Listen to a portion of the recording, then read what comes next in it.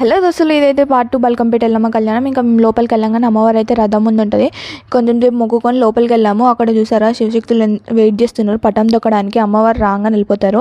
ఈ అంకుల్ లోపల ప్లేస్ లేదంటే దూకేసి వెళ్తున్నారు లోపలికి. అమ్మవారు వన్స్ వచ్చిరండి ఇంకా చూడండి, అసలు ఫుల్ రష్ అయిపోయింది లోపల. మొత్తం అందరూ పటంని దొక్కుంటూ వెళ్ళిపోతున్నారు దేవుడు వచ్చే వాళ్ళందరూ. ఇంకా వీళ్ళు అటు వెళ్తే ఇంకా నెక్స్ట్ వాళ్ళు రావాలి.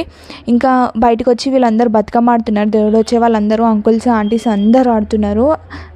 తర్వాత ఇంకా కొంచెం సేపు అయితే రష్ ఎక్కువ అయిపోతుందని చెప్పేసి మేమైతే ఇంటికి రిటర్న్ అవుదాం చెప్పేసి అవుతుంటే, ఇంత దూరం వచ్చి అమ్మవారి కళ్యాణ మండపం చూడకుండా వెళ్ళిపోతే ఎట్లుంటుంది అని చెప్పేసి అయితే చూడడానికి వెళ్ళాము. క్యూలో వెళ్తే చాలాసేపు పడుతుంది, మినిమం 3 hours పడుతుంది దర్శనం అని చెప్పేసి పక్కన సైడ్ నుంచి వెళ్ళాము. అసలు మండపం అయితే ఎంత బాగుందంటే అసలు నిజంగా మనకు తెలిసిన వాళ్ళ పెళ్ళి అయినప్పుడు ఎట్లా హ్యాపీనెస్ వస్తుందో అది చూస్తే అట్లా అనిపించింది. ఇంకా వచ్చే దారిలో అన్నదానం ఉంటే అన్నదానం దగ్గర తినేసి వస్తుంటే న్యూస్ రిపోర్టర్ కనిపిస్తే వాళ్ళతో కొంచెం